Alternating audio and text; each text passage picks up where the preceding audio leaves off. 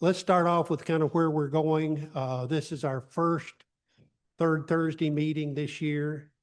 It's kind of a little bit of, okay, what should we be doing this year? Clearly, a lot of the members are interested in bird photography, and we have a real good bird photographer who's used to teaching. Patrick and Gary and I have talked a little bit about where we go with the rest of the third Thursdays, and I thought I'd let Patrick talk about that. Hello, good evening, and all that fun stuff. So we kind of came up with this idea because it came out of a request of some of the guys that I asked to speak on various topics of this, that, or the other thing. And so the concept is that we will go through, and each third Thursday, those that are, how shall I say it, very well versed in Photoshop and or Lightroom will be teaching a 30, 45-minute kind of class, if you will, on some topic. So next month, we're going to be doing how to output your images. And it's not just, gosh, we're going to, put it into a file and send it on its way. There's actually 3 of us going to be talking. It'll be myself, Bill, and Larry. And each one of us will take a different facet of how to output your images. So that one will be talking about, I think Bill mentioned it just a few minutes ago, competition type of output. Not just electronic files, but how do you set it up to make a print. I'm going to be talking about how to get your files set up so that you can go to a printer outside, and or if you're using like have a store set up, and I know a couple of us have stores, and so it's a little bit different than what you're normally used to, but and it's actually, what I've learned is pretty quick. And then Larry does a lot of his own printing. He's done a lot of work looking at various types of paper when you're going to be doing your own printing, and or if you just want to have an idea of what the papers look like, so that when you go over to an art direct, or if you're going to send it out to Bay Photo and you have they just give you names of the type of paper, you have an idea. That's what Larry is going to be covering. So that, and then Gary will be talking about dodging and burning in both Lightroom and Photoshop, I believe. At least we'll leave it at dodging and burning. Which pieces of software he uses will be another story. So we're working on building all of this together. The end product is, the concept is to get to the end of the year, and the leadership comes up with an image, one image. We send it out to the membership and say, okay, we've been going through all of these different things on how to make your images maybe better, how to output them better, how to use masks, this, that, and the other thing. And so everybody gets the same image, and the idea is, let's see what happens. No competition. It's just, let's see how everybody does it differently, because it's amazing. I mean, there's 20 people in the room right now. We'll get 25 different images, I promise. It's real simple. So that's the concept, is we'll try to get that throughout the year. We'll have something like that. And so this last image type of thing would be for the November meeting. And so we'll be finishing up with all the ideas of classes, and if you want to call them classes, lectures, whatever, on how to operate workshops. There we go. And I'm gonna do one other thing. I see these books up here. I know who sent them out, and I don't know how we got 2 copies. I brought them. You brought them. And they're for John and Cody. Okay, so for John and... Did you see their names on? No, I don't. If you have, you go ahead. If you have the chance, go and find this book. It's wonderful. I just finished it this morning. Took me all of reading it every morning with a cup of coffee. It's a real quick read. It's called The Meaning of the Making. It's written by a fellow that started, it goes through his life story a little bit. He doesn't dwell on it, but it talks about how he has worked through his photography. And he's a photographer, a film writer, a filmmaker, and a writer. And so he just talks about how to make things, not technical, ideas or anything of that nature. It's all up here in your head. And this is a wonderful book to read and kind of open your mind up a little bit. He's got a nice website, and that's also available as an audiobook. Oh, okay. And then he has the website, the book. He has a YouTube channel. All of these things. I mean, it's a really great read. It's a quick read. Okay, I think Jamie will get it real quick because he writes in an English tone. So I had to pick on you. Sorry. It took me a couple of paragraphs to get past, having color spelled with an O-U-R at the end. So, but it's a great book. So I'm gonna leave it at that. And one other thing on the classes or workshops coming up. We're going to put together a short survey, like 10 or 12 questions, and post that to all the membership. So if we can get some quick feedback on that, so we can plan a couple of months out.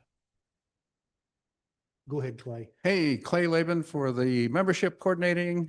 And I want to thank everybody who's looking at their renewal. That's great. We also want to highlight that Jamie Hales is here. Do you want to say anything as a new member to introduce yourself?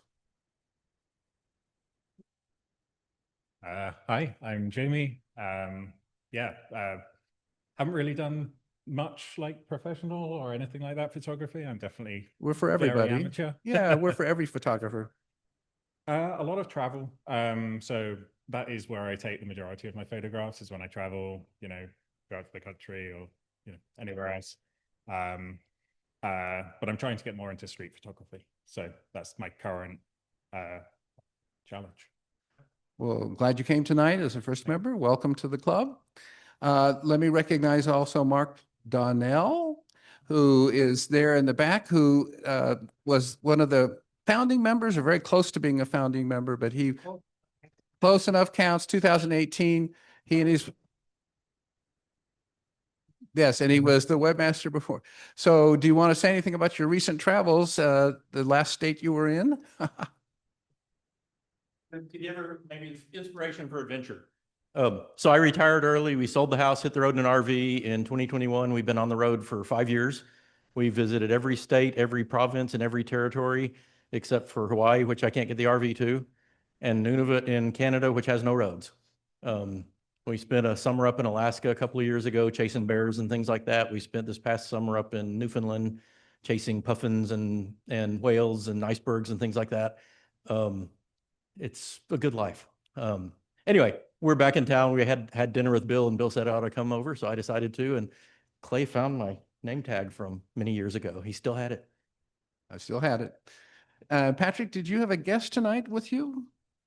No. Oh, okay. Well, then, Lisa, would you like to say hello to the group and anything about your photography? I am very, very new to photography. And I'm trying to do wildlife photography. And so I just was Googling and found you guys on the internet and showed up here. Well, great. We welcome you at our meetings. Our next one is the first Thursday, and that'll be the critiques. And then you heard Patrick talk about the third Thursday is always a meeting for us here. All our meetings are here. So Verlin, you want to come forward and talk about the Round Rock Yes. Annex? Okay, so first thing is that the gesture show, the one at the courthouse, will be winding up on the 20th of March. We have to take our pictures down. So everybody who has pictures at the gesture show, be ready to take them down on the 20th of March, which is a Friday. The other thing is that coming up is the Round Rock Library Show, also in March. So if you haven't submitted your pictures to that gallery, do so right away so that we can pick out which ones are doing it and let people know. How many images should people submit to that? I say submit 5 or 6 and we'll pick from there.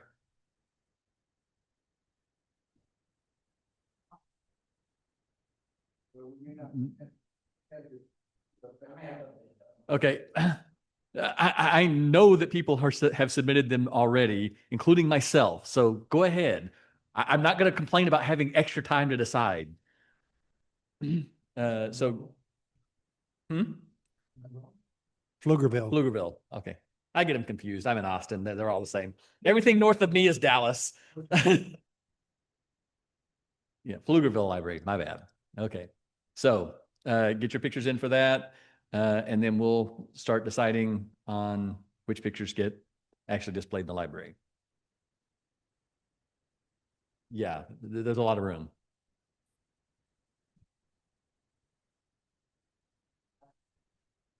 I don't remember, but it's on the website.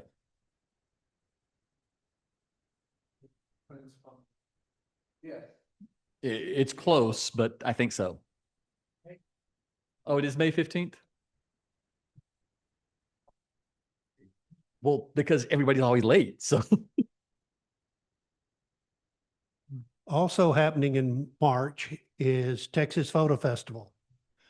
This is put on by Dave Valdez and some of the others in Georgetown. It'll be on the Georgetown Square and will be at the same time as a Pistons on the Square event. So there'll be a lot of interesting cars around the square to photograph. They're planning photo walks, some small classes that are fairly small. They're also looking for volunteers. I tried to get us a booth there and I didn't have the $3,000 to make the grade. Their sponsors are Art Direct, Westcott, and Precision Camera. I've sent a lot of my money to all of those folks. That's why you don't have $3,000. Yeah. Sir? They wouldn't take a Bitcoin. No. Valdez is old school. By the way, for those of you who do not know Dave Valdez, he is a presidential photographer. He was George H. Bush's photographer. So he's got all kinds of stories from the White House photography. He's spoken here once in the past, and probably in the next couple of years, we'll have him again because he's just a really genuinely nice guy to listen to, and he's got all kinds of stories. I'm going to be sending out mail to all membership asking for volunteers for Texas Photo Festival. It'll be about an hour or an hour and a half, kind of sweeping up behind the photo walks to be sure the group stays together. I would love to have all the volunteers we have. Anything else from leadership? Just one thing about this. This is cool. It's very interesting to go to this this Texas Photo Fest, and there's a lot of talks and stuff and that are free. There may be a few things that cost money classes wise. Yeah, I think if you took all of their classes, it'd be $35. But it's definitely worth going to, although it could lead to you deciding to take classes for a lot more money. Trish, I believe the last name is Ziegler, travels around the local area, just shooting the local small towns. She will have a nice presentation. Met her years ago before outside of photography. So I think it's time to turn it over to our Birdman, or is it Bearman? Stephen? I don't know. It's birds, bears, nebulas, stars, galaxies, Milky Way. Hey, everybody. Huh?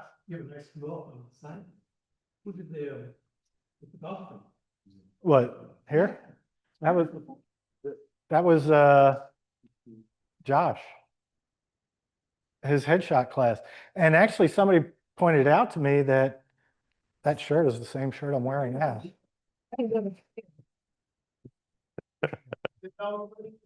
Yep.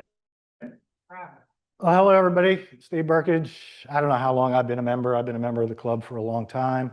I was asked to do a presentation. This is actually one of the presentations I do at Precision Camera during whenever they do their photo expos, usually in the spring or fall. So this is one of the presentations I do. I also teach a bird class, which is actually this Saturday down at Precision from 2 to 4.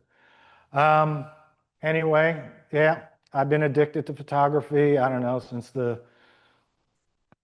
mid 1970s. Back when my dad got me my first camera. Actually, he gave me the cash to walk into 47th Street Photo and buy my own camera because he already bought one and there was a limit too. So here's this 8-year-old kid with a wad of cash walking into 47th Street Photo in downtown New York to buy a camera. So anyway, he's the one that gave me the bug into photography. Bird photography, yeah, that was something I gravitated to. I don't really do people photography. I don't do street photography. Birds, I don't have to talk to. So, and same with bears, I don't have to talk to. Kind of run from them, but well, no, you're not supposed to run either. So anyway, yeah, I travel a lot of times with the guy all the way in the back. I don't know who took this. It was either, I think my brother might have took this photo of us. If anybody's ever been to Brooks Falls in Alaska, that's Brooks Falls all the way in the background. If you watch National Geographic or anything, when they always show you the bears during the salmon run and the salmon are jumping up the falls, that's exactly where it is. But if you notice, I'm not at the falls, I'm in the river because I'd rather be in the river than up on a high platform watching the bears.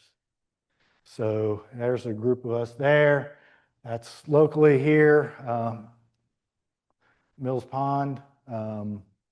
Walk around, take pictures of birds.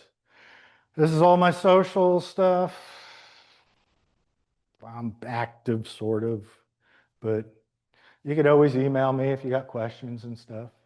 That's fine. I'm also the treasurer, believe it or not. I don't know how I got that job.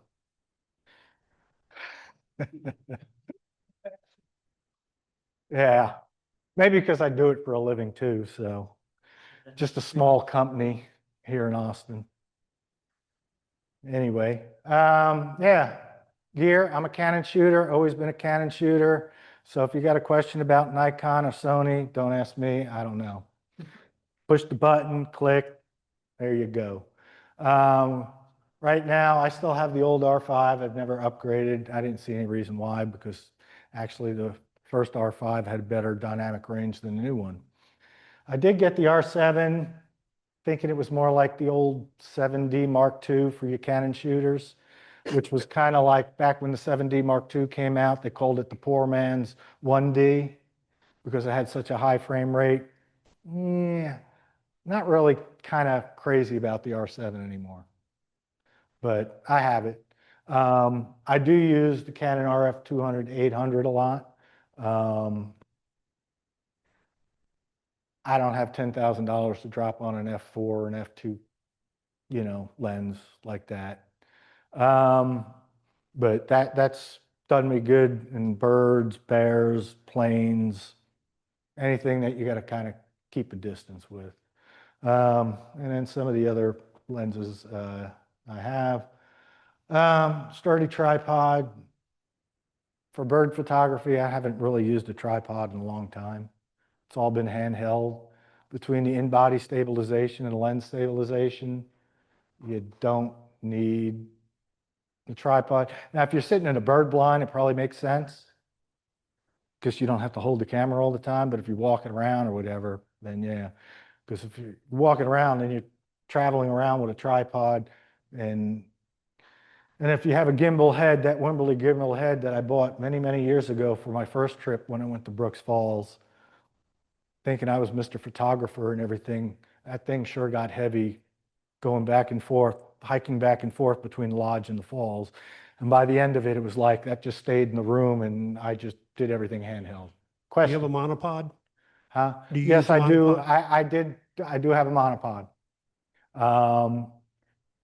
Do I use it for bird photography? Not much.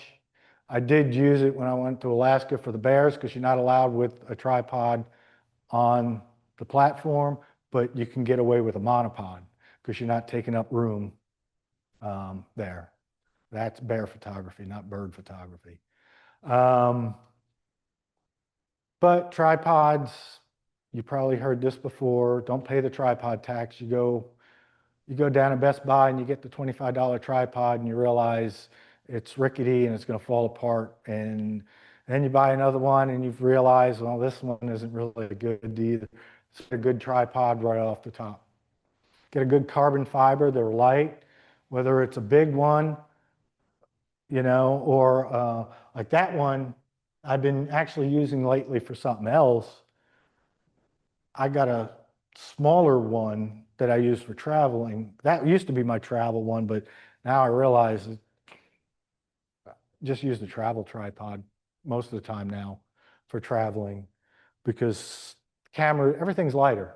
Back in the day, flapping mirror camera, everything was heavy. You don't need, all that nowadays. And if you got questions, just shout them out, okay? Works good, two-way communication. Yes. No, if I do anything for birds or anything, it would be a gimbal. Yeah, I do, yeah. A gimbal, I wish I had a picture on it. Basically, it goes on your tripod and you set basically the tripod mount on your lens and you kind of balance it. So all you got to do is like this. So if a bird's doing this or that, you're still mounted. I've used it at air shows before, but then I realized that I can only go so far. When the plane goes this way, you're like, oh, I can't get any more. So back to hand holding all the time.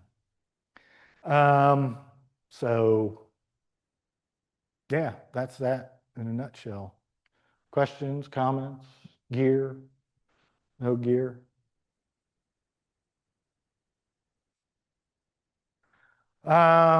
We'll talk some camera settings, some composition techniques, understanding some bird behavior.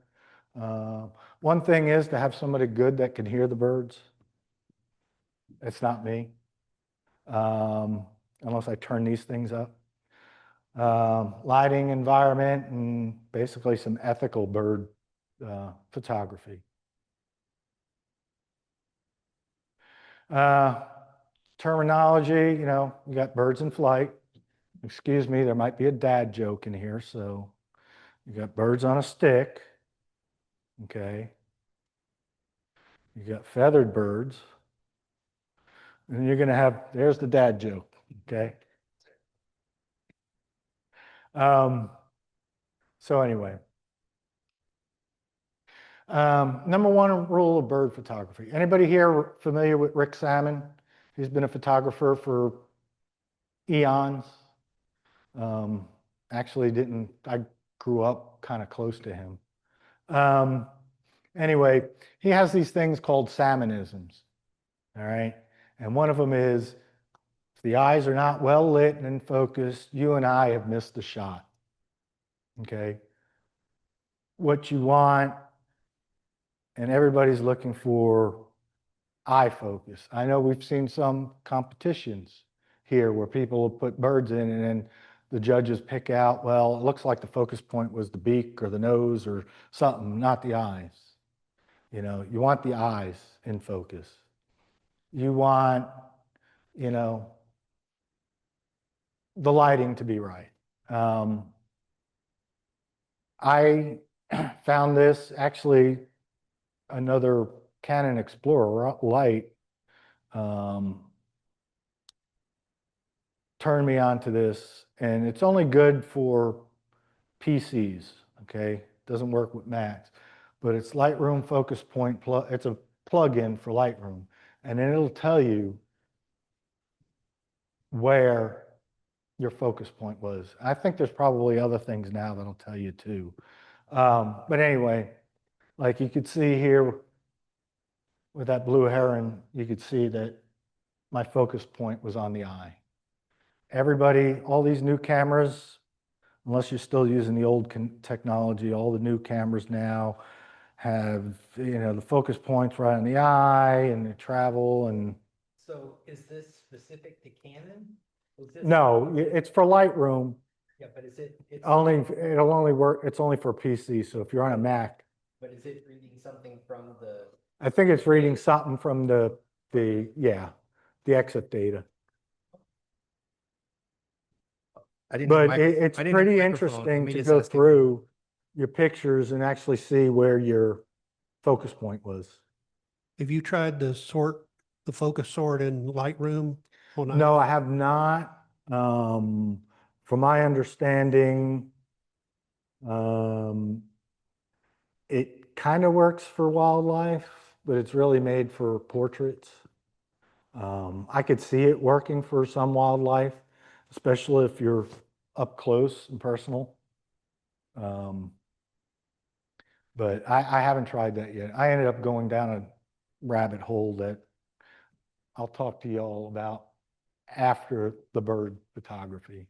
But anyway, yeah, you want that good catch light. You want, get those eyes, use your, it's a computer. Let it do the work for you, unless you want to do all the work. I'm not one of those people. I'm not going to be one of these purists that tell you, I don't do this, I don't do that, I don't do this, I don't do that. Thing's a computer. I spent $5,000 on something. I'm going to let it do the work for me as much as possible. Let it figure out what your settings are. Let it do all, Then this way you could just enjoy. You could take pictures and enjoy. You could be out in nature. You could, instead of fumbling and flipping and doing all this with your camera. It's just my opinion.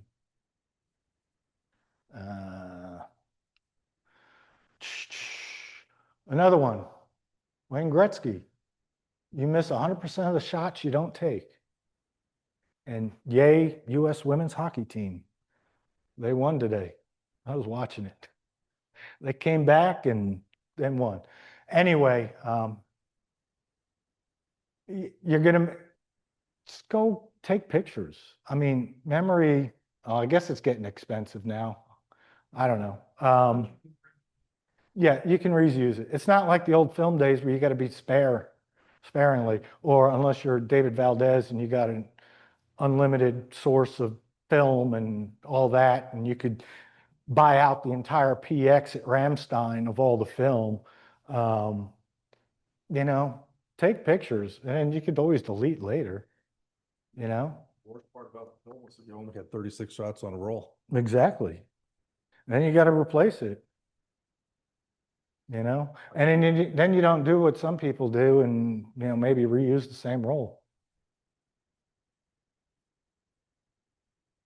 Apparently that's what Mengelson did, but he ended up getting that catch of the day shot was on a roll that he started reusing, but he didn't reuse the whole thing. That's the story. Anyway, yeah, so take the shot. Juvenile bald eagle. Here's my settings. Okay. Pretty fast frame rate, F9. I try to keep everything at F9, the old saying, F9, or F8 and great and F9. This lens here, F9, seems to work the best. Nowadays, though, you could probably go lower. I mean, ISO 8000. Nobody's saying, well, that's way too high. I'll tell you right now, I don't care about ISO. You got so much software out there to get rid of the noise.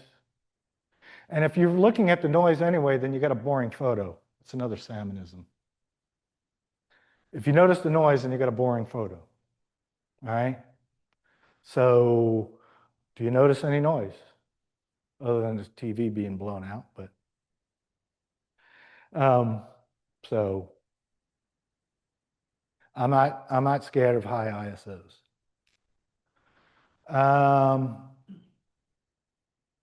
You know, the other thing, get to know your camera, get to know exposures. I mean, take pictures, practice, practice, practice. You know, get to know, Canon, autofocus modes, servo for continuous focus, autofocus area, choose case, there's like, if you're a Canon shooter, you got these cases. You can go in there and play with them and just adjust them and do all that. Zone, eye detection. A lot of the time, I'm just using the eye detection one. And it seems to lock on. And then depending on like case 2, what it's going to do is if you got something erratic, it's still going to stay with that. Or if something's going to, it's flying, all of a sudden there's a tree in the way, it's not going to refocus on the tree. How many people here have taken a picture of a bird or something in flight or something moving, and all of a sudden something gets in the way, and then after that, it's all out of focus because your camera went and refocused on something else. There's all these things in there.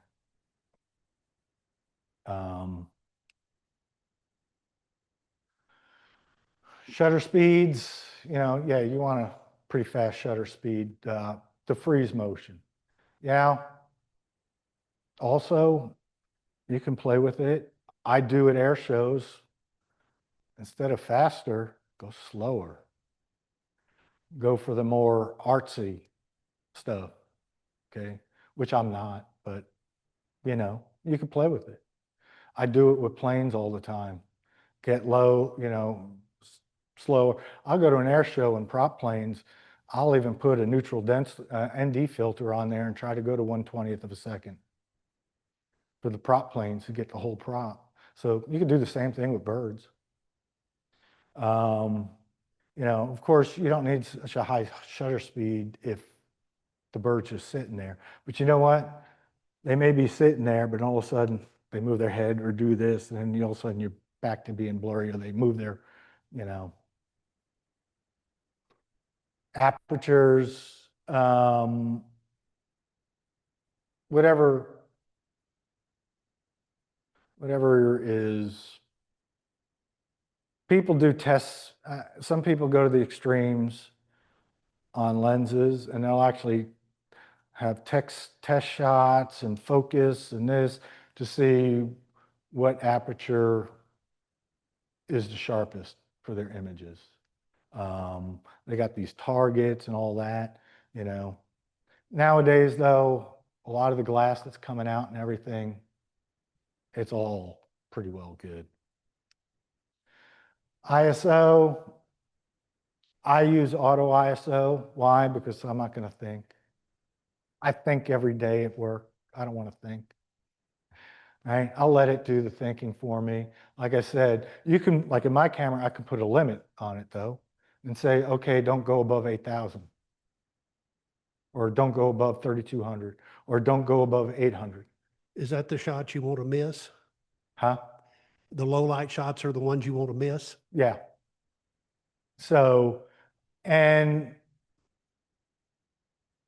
most of the places I go, and from Alaska, Alaska is like England, always gloomy and rainy. So you're never always going to get the best light. You've never got the perfect light. Yeah. But when you do, watch out, especially up there with such a low angle. So yeah, I'm not afraid of high ISOs. I think I even got one from Bosque, and it was like 12,800. It was really early in the morning. Now, unless I wanted to be Josh and set up strobes all around the pond or something, but I don't think they'd probably go for that either. Again, this was taken over in Mills Pond, just local. It's a little wood duck. Don't know what happened to Woody, but hasn't been around.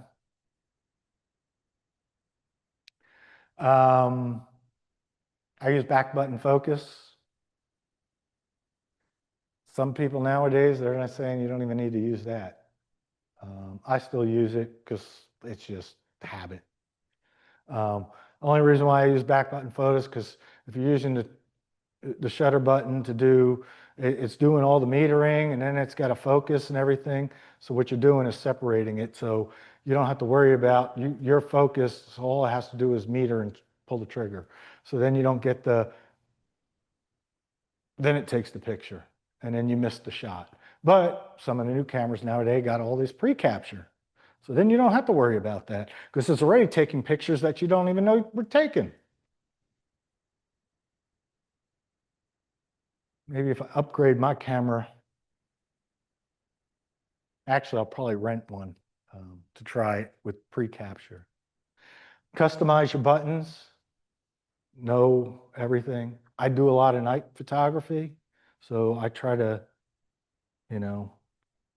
work your camera with your eyes closed so you know what you're doing and how to do it. I guess it also, from being in the military, to do stuff without any lights or anything. So customize your buttons, like I said. Tracking sensitivity on Canon, I don't know what they are in Nikon or any of the other brands, but Canon, you could adjust the tracking sensitivity, how sensitive or non-sensitive you want. Yeah, this is all going down a rabbit hole, but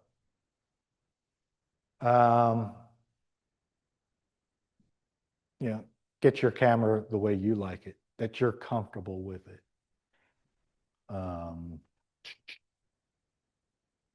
Little Kestrel taken down Rockport, actually Aransas National Wildlife Refuge. And I don't have the settings there, but I bet you because it was cloudy, it was at a very high ISO too. Anybody that really wants to know and have a Canon, there's this podcast, video cast, whatever you call it. Guy I know, Steve Brazel, does this behind the shot. He hasn't done one in a while. But anybody that's been around Canon or knows Canon, there was a guy, gentleman by the name of Rudy. He was like their tech guru. They kind of laid him off or let him go. And then a month later, there was such an outcry, they brought him back. But he's the one talking about that. And I actually sent in a whole bunch of questions that he answered on this. And actually, he's done two. He did one, and then he did a newer one update. And it goes through all the entire Canon menu. Maybe Nikon needs a Rudy. We have several. Huh? Yeah. Shooting modes, manual, aperture, shutter, depends, whatever you feel comfortable with.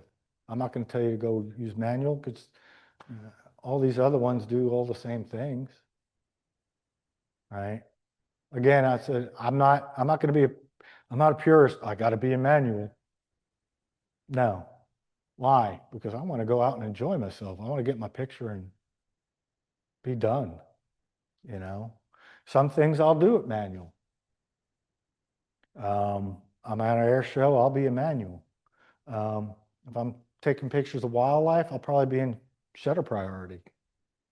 Or if I'm doing landscapes, I'm probably back in manual. But I know people that do wildlife and aperture priority. Whatever you're comfortable with. I'm not going to say one way or another what to do. Birds in flight, panning, you got the bird flying this way, pan. Slower shutter speed, blur that background. So it looks like it's moving, not that it's just frozen in time, like you've put a string and a bird there. People always used to tell me that with when I first started doing some, going to air shows and aviation photography. You take a picture of a prop plane, the props aren't moving, it looks like you took a picture of a toy. Get it with the props moving. Get some blur so you're telling a story. What you're doing is telling a story. Yeah. So for those panning shots, you got any tips for lining them up so that the bird is in focus? Or the plane, or the car, or the kid, or whatever it is you're taking a picture of? I usually see it, lock in, know it's in focus, then take. Sorry, motion blur. I said focus, I meant motion blur, right? How do you not get the bird blurry? Hopefully you pan with the bird. So if you're panning faster than the bird's flying, it's going to be blurry. Or if you're panning slower. Also, usually you're going to want to be about here. If you're starting here, no, you in about here. So usually with birds or planes, I'll start and then I'll follow, and and then usually in this area, then you'll get it. Continuous, just slower shutter speed, but just keep taking pictures. You'll get one. Big skeet, not space invaders. Huh? It's a big skeet, not space invaders. Yeah. So, but yeah, you're only going to get it about there. Now, taking a picture of a jet, it's flying fast no matter what. So I'm not really, getting a slower shutter speed for a jet could be 1/1000, and you're still going to get the background blurred because it's flying so fast anyway. If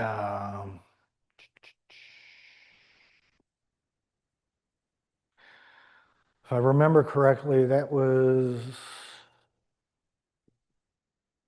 the bottom one was one of my first pictures with my R6 that I don't have anymore, but when I first got the R6, my first mirrorless camera a couple of years back.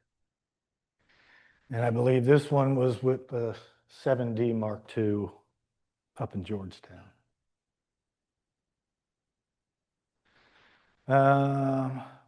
Composition, just like people photography, watch your background. Also, with bird photography, animal photography, you got this thing, gesture. What does that mean? I don't know, court gesture, I don't know. But, if it's just standing there, okay, you got a good shot, but like here, things yelling at us, get the hell out of here, Separation, watch your backgrounds again. I remember going,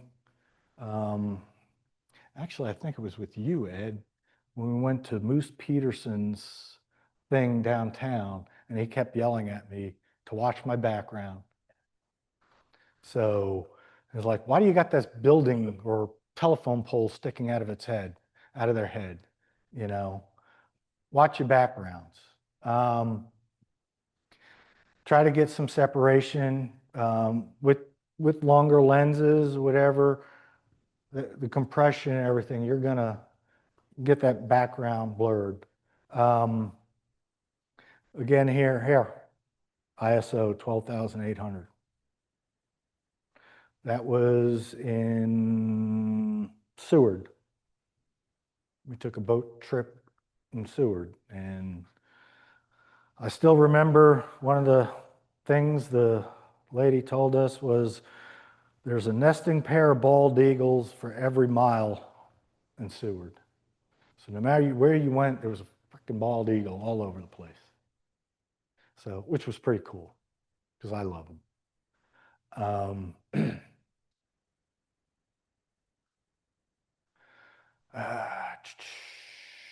Let's, again, gesture. Birds still, they sure love yelling at me.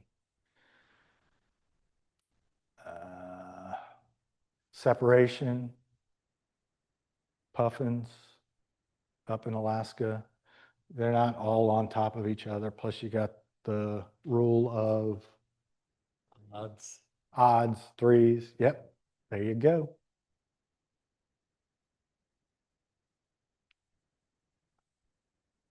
Another rule of odds. Sorry. Yeah. In those cases where you've got, In the cases where you've got multiple birds, which one are you aiming for in terms of focus on the eyes?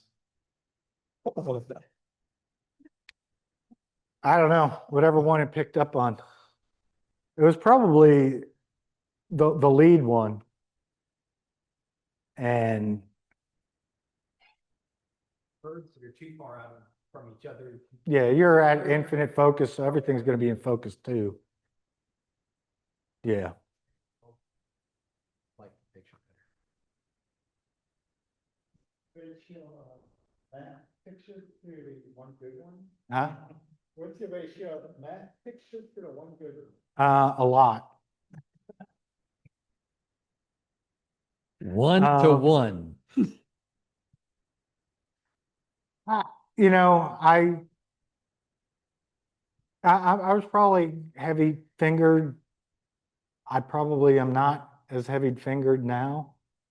But yeah, I mean, I'll still go to an air show and take a good 4,000 or 5,000 photos and maybe get 10 that I like.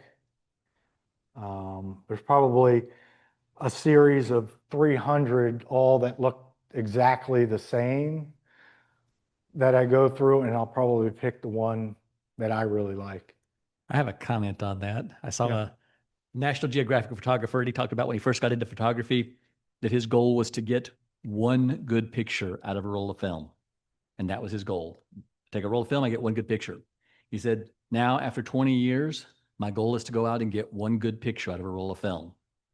My pictures are all better, but the 1 in 24 ratio was still the same. So your ratio probably won't change. Your pictures will just get better. Yeah. I'm probably a lot more pickier now than I was 10 years ago. I'll see people, I'll be with a group of people and, they're shooting away and I'm just like, I don't really see the shot there, but, and one will say, oh, I'm getting the evidence shot. Well, okay. But, is it safe to say that you pretty much always have it on like high speed continuous shooting? pretty much. Okay. Yeah. Unless I decide to try to be artsy fartsy, but that's not me. Back to, watch your background, same eagle that you saw earlier. Here it looks like he's like a unicorn. Here, yeah, I photoshopped it out, but watch your background. I'm kind of pickier on that. Why I won't take a shot is if I don't like the background. If I'm out on a boat and I'm like, yeah, I'm gonna wait till the boat moves a little this way or that way. I don't want any obstruction around the head because I want you to focus on the head, not what's behind the head, what looks like it's sticking out of the head.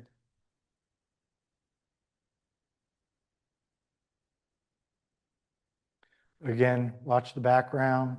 I didn't do anything to this photo, but it was cool. Osprey.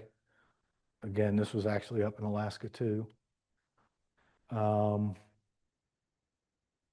then with that compression with the long lens, you got that nice milky, your background. And I probably went back into Photoshop and kind of darkened it a little bit. I'm not scared to use Photoshop. If anybody has seen some of my landscape stuff, I could probably take months editing a photo and have 9,000 layers. But I'm dodging and burning each leaf and everything else. So, bird behavior. Sometimes it helps to know what you're going to shoot, what they're going to do. read up on it. You know, the first time I ever went to Alaska and saw a bear, before I did that, I did a lot of research on what bears are going to do, and, you know, and then also, you know, just be observant.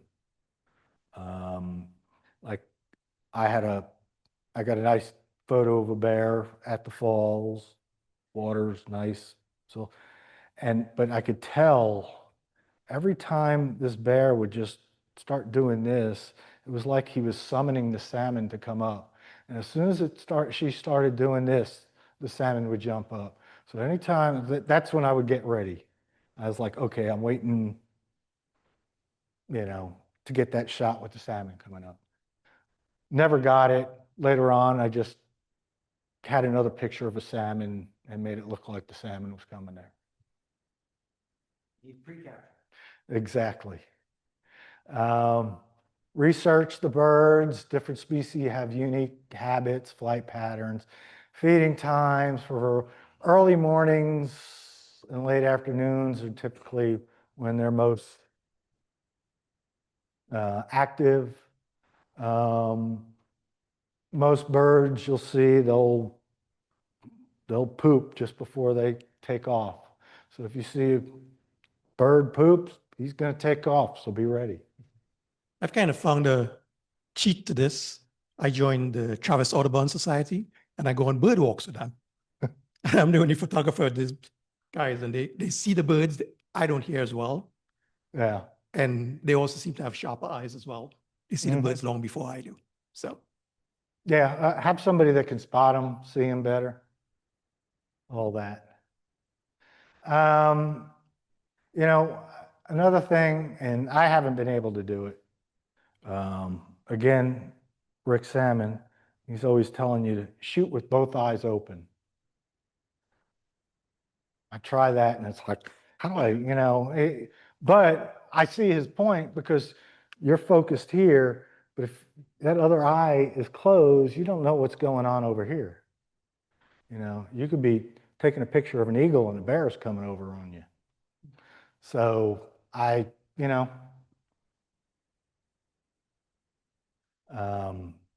they always give subtle clues. They always take off into the wind, you know, so know which way the wind's blowing. And like I said, you know, just be observant. your Canon camera doesn't tell you which way the wind's blowing? Get a knife on. Flags of the state. Yeah.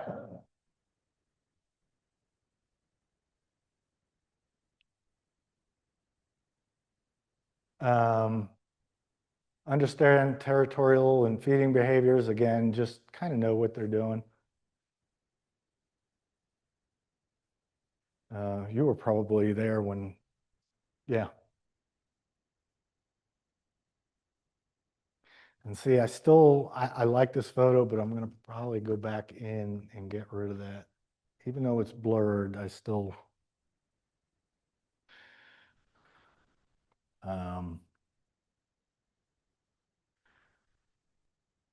birds tend to frequent the same areas when feeding or marking territories, or we're going to be going to Rockport and Aransas National Wildlife Refuge, and all of them, they have their own territory that they're in, mom, dad, and the colts. So luckily the people that we go on the boat with, they kind of know it too because they're doing it all day, you know. Go with a guide that knows what's going on too. That's always helpful.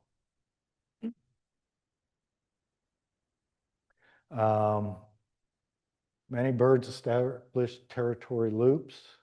I could tell you bull moose have a territory loop. I was up in Rocky Mountain National Park and we had this bull come by and I was like, oh man, I missed it. And the guy's like, oh no, he'll be back in an hour. And he came back and then got my shot and he's like, oh, An hour later, he was back. He just kept walking this loop. So move slow. Try not to make any sudden. Don't be Bigfoot walking through the forest, making all the noise. Be quiet. It was funny. It was one of our friends that some of you know, Dave. It's like every time we go somewhere, he's like a bull in a china shop, talking and this and that, and you're walking through and you're trying to be quiet. And it was like, yeah, this is a trick they taught me in the Army. Walk heel toe, and you walk nice and quiet. So, and nobody will hear you. The birds won't hear you. Anticipate flight patterns. Like I said, they're going to take off into the wind.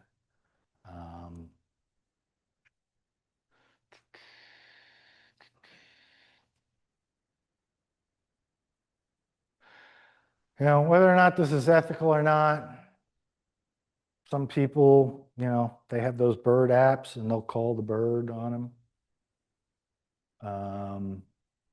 I don't think if you're not feeding them or something, I don't know, but people do that.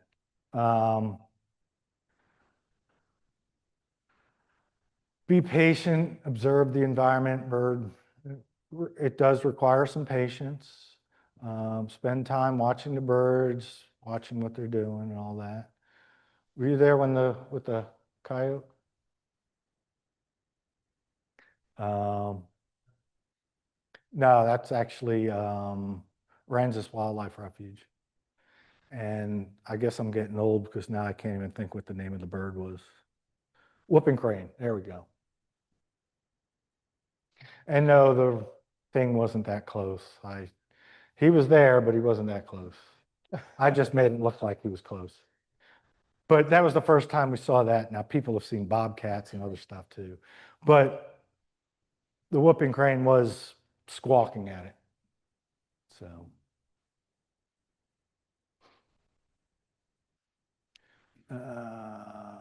Lighting and environment, make the most of natural light, because most of the time it's got to be natural light unless you're gonna set up a studio and wait for the bird to come in there. This is natural light. Light was great at the rookery down there in Rockport. And this heron was just walking around and I just saw the light and everybody was trying to look up in the trees and I was looking down on the ground. Again, natural light.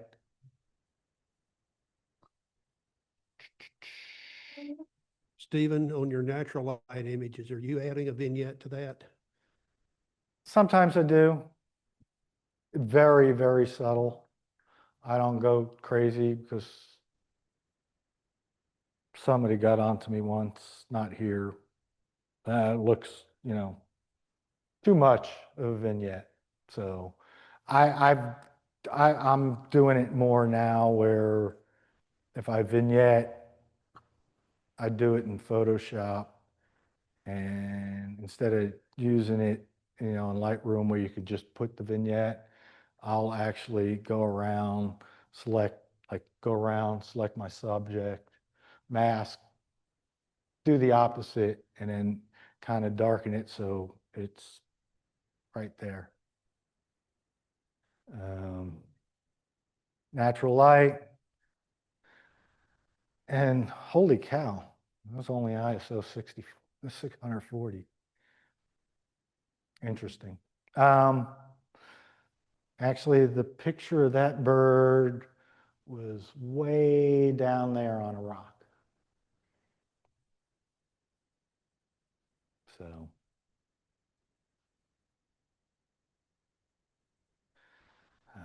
Again, make the most of natural light. Seems like the past couple of years that we've gone down there, it's always been cloudy. Last year was freaking cold. It seems to always be foggy and no light, but every once in a while the light will break and you can get get a good shot. Again, whooping cranes. And if you do research, these come all the way down from northern Alberta, Canada. There are other populations, but they don't migrate as far. And if I remember correctly, there was a Disney movie where they taught the birds how to remigrate back down south. And this is the result of it.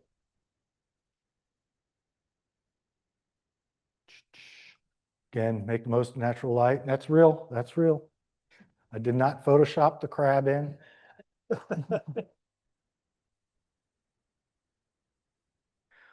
But I can tell you this, he was dropping the crab. The crab had him by his beak, which was very sensitive, so he was dropping the crab.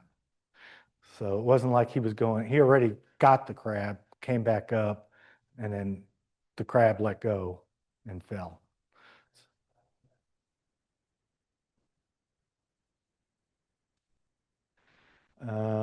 Ethical bird, prioritize the bird's welfare. That goes without saying. Avoid any actions to disturb, stress the birds. You know, respect nesting and breeding sites. Like there's that in Rockport, there's a rookery down there, and it's like, don't go in there. You know, so I'm always trying to go around, trying to get the good light. Minimize habitat disturbance, you know. Just be cool. Don't disturb them. When we go down to Rockport and Aransas Wildlife, that's usually when we go on the big bird tour, we're on a boat. It's made especially for photography. Questions, comments?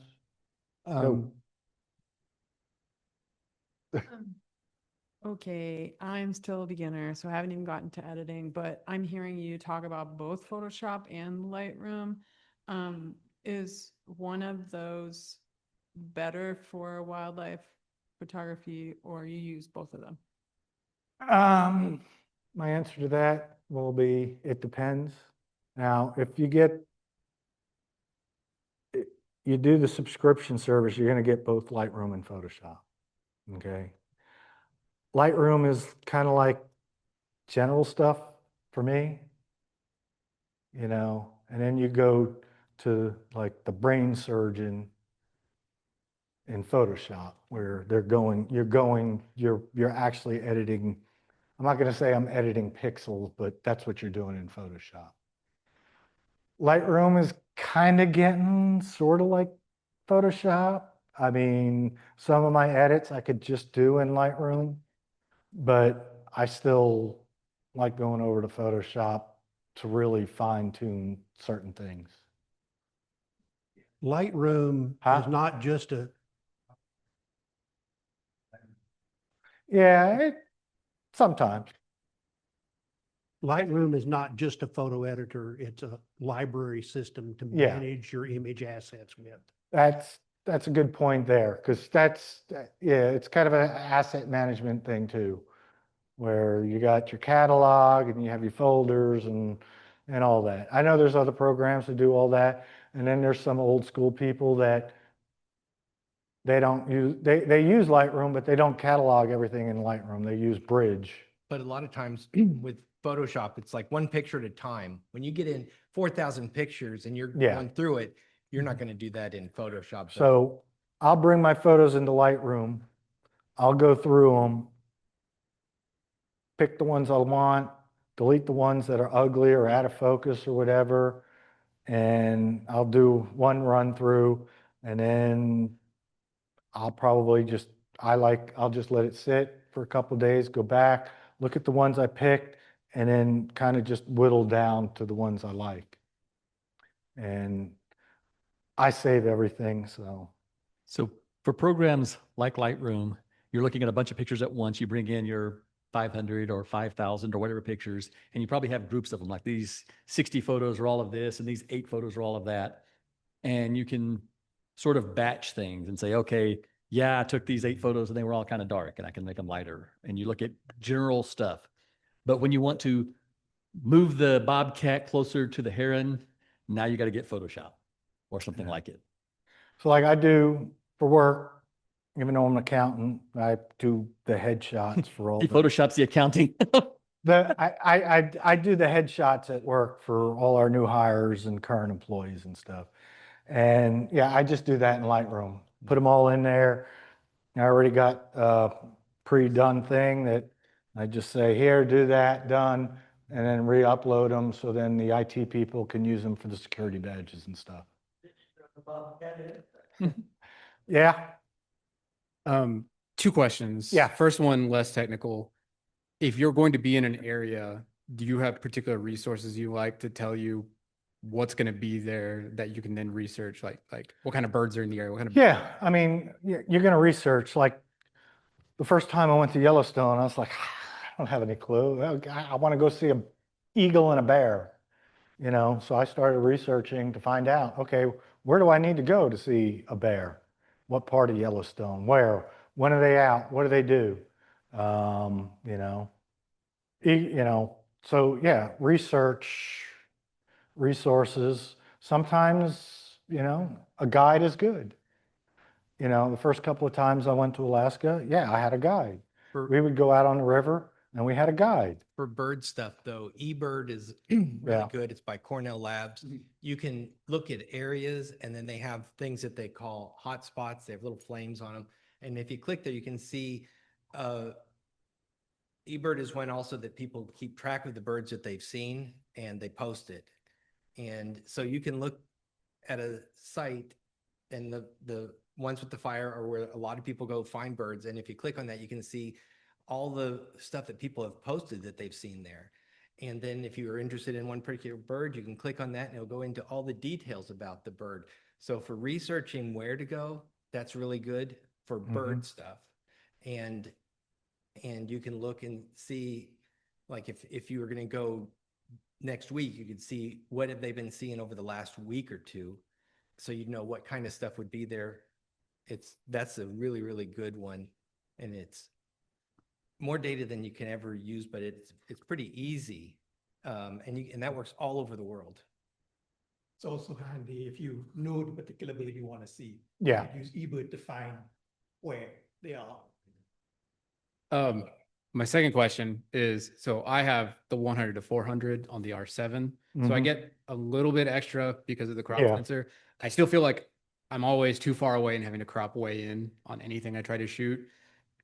Is 800 just like that much more, like it's all you ever need? Or is there a trick to like, you just have to learn how to get closer to them? Yeah.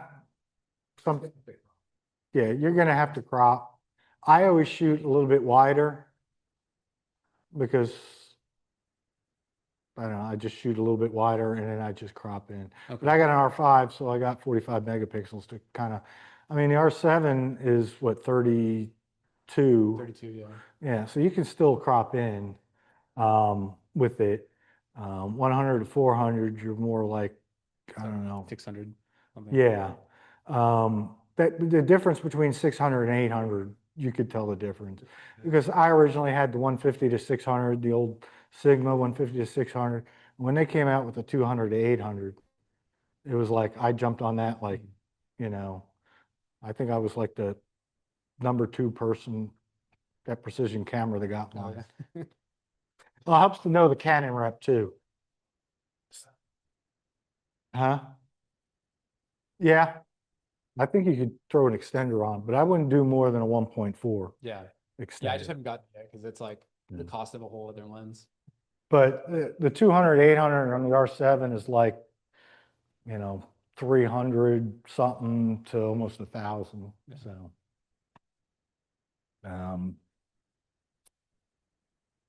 what else we got? Back to ethical bird photography. You know the seasons when they're migrating. Like right now, the whooping cranes have migrated south to here. So that's why we go to Rockport and Aransas to go see the whooping cranes. Usually by the end of March, April, they're heading back. This is a big bird corridor in the spring for migratory birds and stuff. So always, if you've never seen a painted bunting, you know, you can go down to Common Fords Park in April and they're all over the place. They're migrating, you know, and just knowing where to go and where the birds are. Use long lenses. Yeah, that's a given. I don't think you're going to use a macro on a bird unless it's just sitting there and doesn't care that you're there. I have one. Huh? I shot some, those that build the mud. Yeah. I was outside Precision Camera and I was walking around with my 105 millimeter. I was like, might as well take a picture of it. Yeah. So 1-to-1 ratio and you could crop in easily. Again, respect, you know, be respectful of local laws and guidelines. Like, I've never gotten in trouble before. Huh? No, I don't. Yeah. I got pulled over by the park police and cat mine. So, story on that one is there was an eagle that we were taking pictures of. We were in the river and there was a bear behind us pushing us. So we had to keep moving. Well, this caused the eagle to fly away, and everybody up on the platform was all angry because the eagle flew away, but we were trying to stay away from the bear. So when the park police came, I was like, well, what were we supposed to do? Just get eaten by the bear so the eagle wouldn't go? So, and then they made us cross at the deepest part of the river too. I was like this, and I mean, it was like another inch left of the waders and the water would have been coming down there. So, Stephen. Yeah. I don't think bears eat anybody. They might kill you. yeah, no, they eat them. Ask that guy Treadwell. Ask him. Well, you can ask him. Him and his girlfriend. Yeah. Yeah, I teach a birds class. Any questions? What birds do you guys have when you do the workshop at Precision? Owls. We got a kestrel now. A Swanson's hawk. You bring the a birds red-tailed to hawk. the studio there? Huh? You bring the birds to the studio there? Yeah, it's a studio setting. Basically, they're birds on a stick with Yeah. lighting. So yeah, you could probably take a picture of them there with a macro lens. So it's real fun, especially, you know, you kind of get close to them, you know, and get What size lens? 70 to 200. I like using my 85 millimeter. Portrait lens is fine too. So, any questions? Comments? All right, I'm not done yet, but We're talking about the R5, which I had, and I recently invested in the R5 Mark II.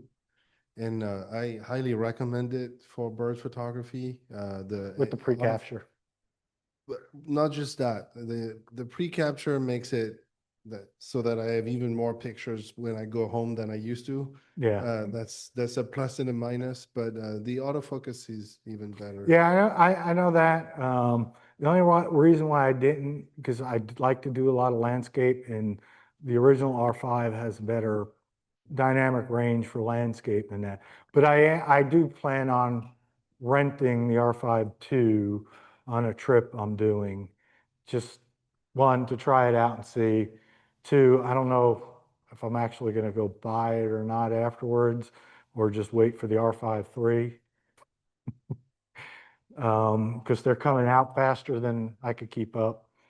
And I got another bathroom I got to remodel, so I can't do that. So anything else on birds?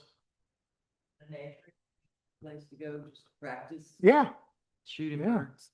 zoo. Yeah. I got a friend of mine, he does zoo photography, zootography, and he does everything in a zoo. But, and, that's good. I mean, that's a good place to go, in the beginning. They're not going to go too far. You're just gonna see something. Exactly. You're going to see some. So wildlife or anything, a zoo, or, we got a couple of these drive-through around parks where the animals are just out there. If you have a friend that's got a ranch out in the hill country, just go practice, practice, practice, practice. A really good place to go practice panning is at the dog park. Yeah. Take pictures of dogs. I guess I could add one other suggestion is downtown along the river. I like to go down there in the mornings, and you'll see all morning ducks and cranes and stuff just coming in and taking off along the river. So it's a great place to like post up and just like see birds coming from right to left. Again, practice, Moose makes perfect. practices every day, doesn't he? Huh? Moose practices every day, doesn't he? Apparently. So anyway, all right. If we're done with birds, I'm going to go into something non-bird related. Okay. We've got a little time, right? 20, 30 minutes. Okay. So I've recently invested in something. Okay. I'm a big nighttime photographer too. All right. That's the Orion Nebula. That was taken from my backyard with the lights of Cedar Park High School on behind me. Very heavily light polluted area. I invested in this. And it's pretty interesting. And actually, I'm a member of Kelby One, and I'm part of their master photography, and it's my project for the year. But believe it or not, those pictures were taken with this little thing, smart telescope. 500 bucks. Yes, 30 Pro, the one that just came out. The one that has a little bit wider view. But it's just been amazing. I got a lot of trees in my backyard, so it seems like the Orion thing is, anything near Orion is good. Anywhere else I can't get. I got to go find an open field and keep myself busy sitting in a chair for 3 hours while this takes pictures. But how many months was it cloudy afterwards? no, I got it, and first day I got it, I shot with it. He could tell you, I was like, yeah. Poor Verlin. And what's interesting too, there's an app, right? So you don't have to try to guess where anything is. You say, I want to take a picture of the Orion Nebula, and it'll move right to it. It knows where you are. Now, there's two shooting modes, just the regular shooting mode as if it was on a tripod like this, right? Or you could do it where you polar align it, which is very easy. You don't need a polar scope or a laser to shoot at the North Star. It just tells you exactly how to position it. And once it's locked in, you're done. And then it tracks and does everything. This little thing is pretty amazing. It's actually got a solar filter too, so if I want to take pictures of the sun, I can do that as well. This is a camera. It's got internal storage, 128 gig, right? It saves the files, USB-C, I can download the files. Don't get me started on the files. I learned a whole. Finish, one on the right stack. They're both stacked. This one was done in the unit on the app and with a little Lightroom mobile. That one I've been playing around with, actually physically stacking them in Surreal, which I'm getting my computer science degree in, and trying to play with that. But it's amazing. The And real is more like the digital Spanish Inquisition. yeah. Here's two other, the Rosette Nebula, the Horsehead Nebula, and I think the other one next to it is the Running Man or something. I don't know, but if you're into astrophotography and you want to do deep space stuff, but you don't want to buy the rig that you got to connect your laptop to actually do all the camera controls and everything, and you're lazy like me, because I can set this up in my backyard and I could sit there, watch the Olympics, and on my iPad move it to different things, as long as trees don't get in the right way. It's pretty amazing. I'm glad I waited too, because I was about to buy the first one, but a friend of mine said, no, wait. And I was like, why? I can't tell you, but don't buy that one. And then he was right after Christmas, the pre-order, and then I got it a week and a half ago. No, I got it from direct from Seestar. It's called the Seestar S30 Pro. Believe me, Gina Astro will sell you one. I think they sell it on Amazon. I know B&H has them. High Point Scientific, a bunch of them have it. But yeah, I know some of y'all are into astrophotography and stuff. Have the Dwarf But Labs. I'm taking this to Big Bend, as long as it doesn't melt. And the other cool thing is you can program it. So you could tell it, I want to shoot this from this time to this time, this from this time to this time, and then you could just go to bed and hopefully it doesn't pour down rain at night and wake up and you got everything. Can you change the battery? Or is it built Yes. in? Oh, so if the battery is removable, you can get an extra one. Yes. Okay. No, you don't get an extra one, Well, but you could get an extra one. yes. Okay. Does it have a GPS tracker on it so you Yes. don't lose it at night? It has a GPS tracker, but No, not a tracker. It keeps GPS location so it knows where Yeah. you are and it can handle polar alignment for you. But in the old like trackers and stuff, if you mount your camera to it, like to get polar alignment, you either had to get a Benro Polaris, which I don't know if it's even still supported or not. That from what I teaches you hear. a new vocabulary, doesn't it? Huh? It teaches a new vocabulary. Yes. Teach your kids new vocabulary. Yes. I've learned stretching and stretching. Got to do a lot of stretching. And everything is a script. If you don't use Photoshop and you use Affinity Photo, one of the guys who works for Affinity, James Ritson, he has a set of scripts that will work for Affinity Photo that do all the stretching for you.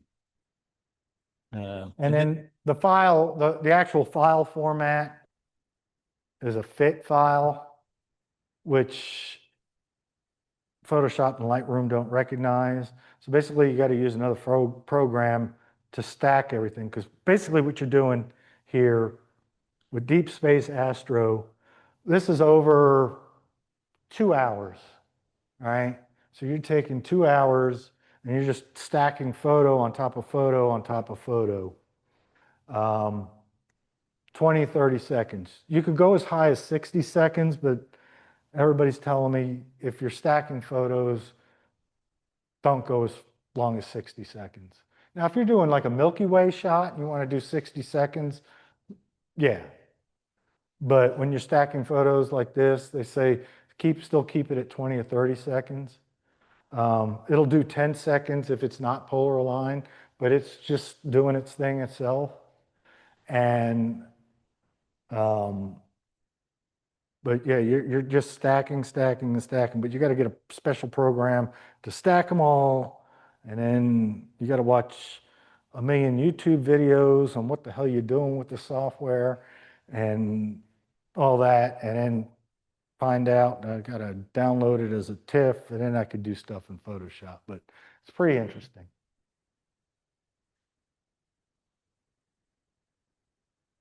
So after all of that, are you writing the letters to the better half to explain why I need this? Oh, no, she knew it. She got one new bathroom, so this was my present. She got a bathroom for Christmas, a new bathroom, and I got a Seestar. She actually got the better of it. You got a bathroom for $500? Well, I work for a company that does bathrooms, so it's okay. But anyway. Yeah, anybody, questions, comments? The S30 or the S30 Pro? S30 Pro. Do you know the difference? Other than Well, the sensor. okay. It is a Sony. Actually, it has two sensors. They're both Sony sensors. They're the same sensors they use in, I don't know what they call it, those other astrophotography rigs where Red Hat, Cat, whatever. Yeah. And basically you're just got the sensor there. It's not really a camera, but you're using your laptop or whatever to control the sensor. And then they're just taking pictures in the red channel and the green channel and all that. Well, this kind of simplifies it. Mhm. So then if I want to get into the other stuff, I can. But right now, it's like some of that stuff is amazing. The only problem is like some of the things I want to shoot, it's past time, or I got to find an open field to just twiddle my thumbs for 3 hours. And hopefully I have maybe some internet. I could watch some TV as I just sit there as the thing takes pictures. Yeah, last week I just thought about plugging in the telescope and boom, clouds everywhere. That's been my entire week. I just got my guide scope like ready to go, and I haven't had a single night where I could actually like try it out. Does that one automatically do all the calibration frames, like bias and flats and darks? Like, does it spit those out? Or is It does not, it does, but it's all baked already into the fit file. So you don't have separate files for darks and flats. It's all being, Okay. it's already baked into it. Same thing with the Dwarf Lab, what he said. And then there's a script for that too, because in Surreal, you got to set up the folder sections. And it's built into Affinity Photo. But Surreal is free. So is Affinity. Can it only do deep space, like small, narrow No, field of view? or can it does wide too. Milky Way? I haven't, yeah, well, it's not really Milky Way yet, but I'm going to try it for Milky Way also. It's actually got two sensors. One's a wider view and one's more of a narrow view. So again, two sensors for $500. And then it, like I Those said, pictures for $500. yeah, It's amazing. you know, I couldn't believe it either. I mean, I had a tracker that I tried once or twice and it stayed in the box the rest of the time and never used it because you got to go out there and either use some kind of scope and line things up. And no, this I can set up and forget and just pray it doesn't rain or something. So, are we alone? As of now, I don't know. If there's no intelligent life on Earth, why would you expect there to be any out in space? So, yeah, that's it. Stephen, thank you, sir. All right. Well, this was better than trying to teach people payroll.